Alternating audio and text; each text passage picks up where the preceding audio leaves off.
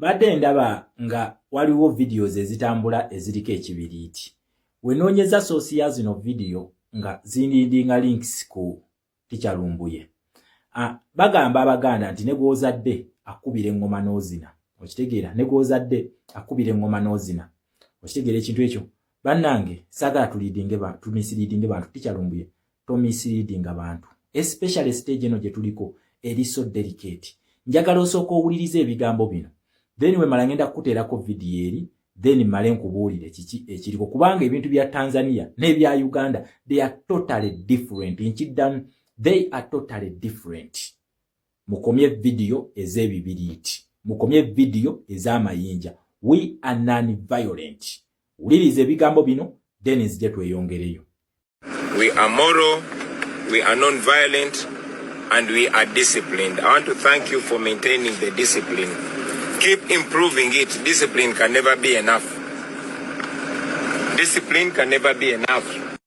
Kati, obanga oli mu revolution ng'okkiririza mwoyo omusajja oyo ava okwogera nga ye revolution leader wo.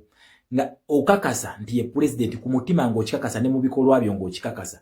Revolution leaders, they are always the commanders of this revolution. Era always for revolution ozitugendera ku kintu kye bayita command. Ebigambo bino oba element bweti mujewale. Wadde nti yayogeddwa teacher tumwagala era musomesa mulungi naye maybe it was a slip of a tongue. Era mbadde nkusaba musajja Teacher Lumbuye oterezeemu ko mu bigambo ebyo wayogedde. Oterezeemu nsaba busabi, otereze mu bigambo ebyo because they are misleading. Bitujja ku mulamwa gwa revolution. Bibino. Nzira bwadde ekibiriiti abasigadde muyina enkola endala gye muyina okukola mu bintu bino. Bano abasajja bangu nnyo. Kubanga ffe tuli bayekera bali ku social media abalaga obwenyi bwaffe tetugenda kukwata mundu nga bo. No. Ekibiriiti kiri more expensive than a bullet. Ekibiriiti kiri more expensive than the bullet. Your presence, your participation in the revolution makes more sense. Njagala gwe muna Uganda yenayina yesobola. Let us support the Flag campaign. The Flag campaign. Naffe we tuba tufulumya information eno tusupporting ennyo Flag kubanga bye bigambo ebyogerwa revolution leader era agamba nnyo tubere non-violent. Ebibiyiti, amayinja, amafuta, amajambia bigwa mu kintu kye bayita violent revolution mu kigwa. We cannot preach that. Njagala muna Uganda gw'otegere enjawulo eriwo wakati wa revolution ye Tanzania ne ya Uganda. Tosobola kwata eno nga case study n'ogireeta wano kubanga bino ebintu bya njawulo nnyo. Lwaki? Njagala tunuulye ballot paper ya Tanzania. Ya Uganda bwetu wefaanana 2021 gye nkuleetedde. Lwaki ndeesi ya 2021 tewagenda kubawo njawulo y'amaanyi nnyo olw'ensonga nti favorite candidate waffe kwali ffe tugamba wolaba Manvuuli wootiikinga. It is Manvuuli versus Bass. His Excellency Kyagulanyi kwali kweno ballot paper eno kwali. Wawula ye Tanzania bwetu wefaanana Samia Suluhu yekka yakola ki? Yaliko nti favorite wa candidate waabwe gwe bayita Tundu Lissu taliiko. Kakati waneno Tanzania kiki balina okukola? Enjiri Lissu gy'abadde nga preaching yanjawulo nnyo ku His Excellency Kyagulanyi. Lwaki? Lissu abadde abagamba muzire okulonda. Nkiddamu abadde abagamba okulonda tukuzire senga reforms zibeera tezikoleddwa. Kitegeeza nti abaana bano always bomb message gye babadde balina oba ideology gye babadde batambulirako bagiyita ideology gye bayita Tundu Lissu gye babadde batambulirako ideology eno ebagamba etya teri kulonda senga reforms zibeera tezikoleddwa. Wano mu Uganda message etambula His Excellency Kyagulanyi gy'atuwa atugamba mugende mulonde. Kati gwe buli wogamba musenga akalulu kanaabeerayo lwaki tekabeerayo nga revolution leader akugambye tugenda kulonda. Option eno ey'okubiri ogijjawa nti akalulu kano tekagenda kubeerayo.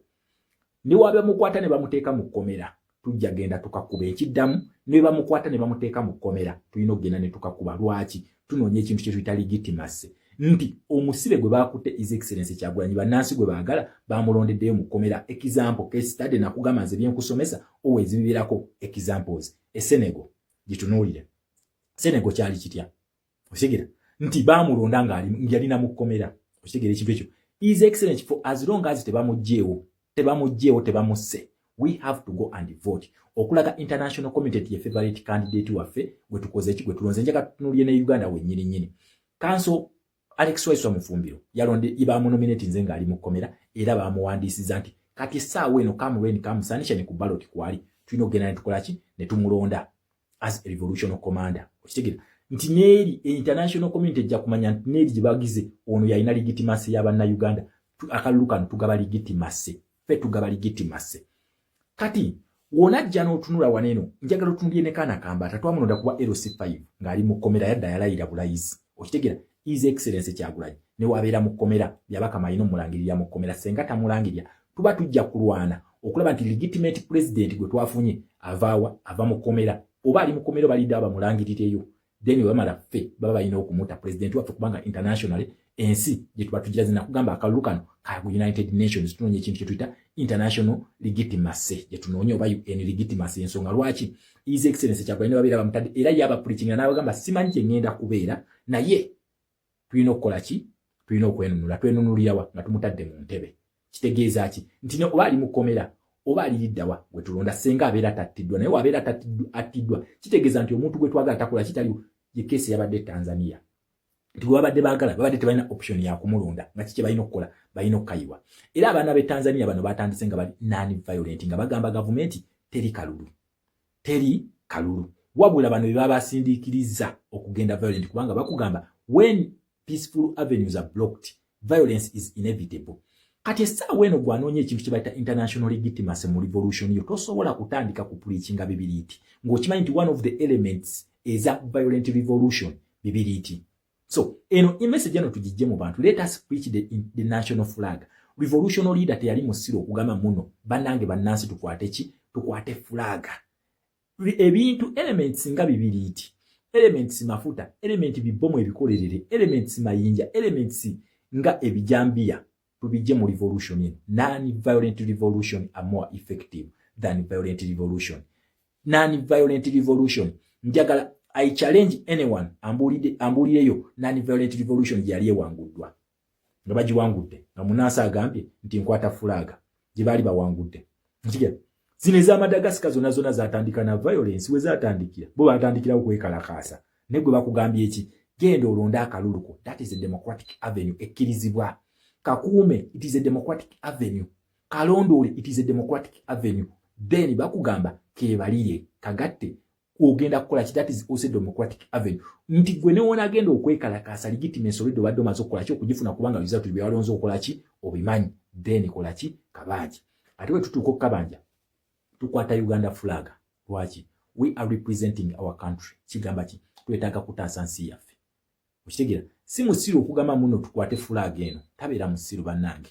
let us have a direction gye tuvugira abantu oba omuntu ajja nagamba nze ndeese kineno mu revolution buli omu si commander revolution ebeera ne direction yemu one it is a one way ticket ebeera nga ttano wogiyingira bwoti emabega bakumayo omuliro tosobola kuddayo mabega olina kutambuliramu eyo ttano ng'okulembeddwa revolution commander wakugamba muno tusooke tuyimiriremu yabeera alina kye yeekengedde wakugamba nti tutambule tuba tulina okutambula nga tudda mu direction nga ye commander nebino bye tuteekawo mu nze ndeese kino tukole kino si gwe revolution planner teri revolution planner tutambulira ku plan ba strategy kubanga revolution etambulira ku ideology eya Uganda etambulira ku ideology gye bayita Kyagulanyi eya Tanzania yabadde etambulira ku ideology gye bayita Tundu Lissu ye yabagamba temulonda ye yali abimanyi strategies zagize yabagamba konti mugende mu Tanzania mukole ki yabagamba temulonda era abaana bano bazze nga bakimanyi nti teri kulonda tekwabaddeyo era ku polling station babadde bagezaako kugamba bannabwe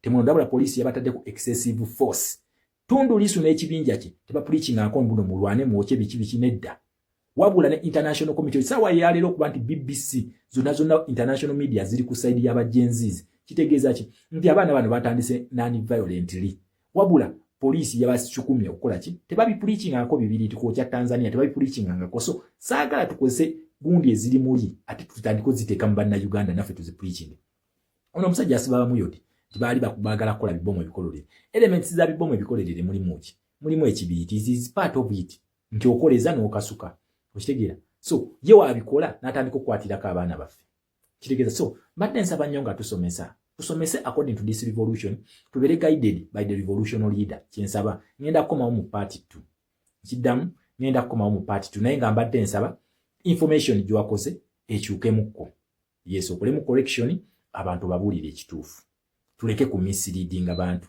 tulina okulonda kuba tufunira legitimacy okabanja tugenda kubeera non-violent Yes, oli ku Yugi Update TV ko sinzo bango tuliza nange nyongerako ku bigambo bya muganda wange oyo.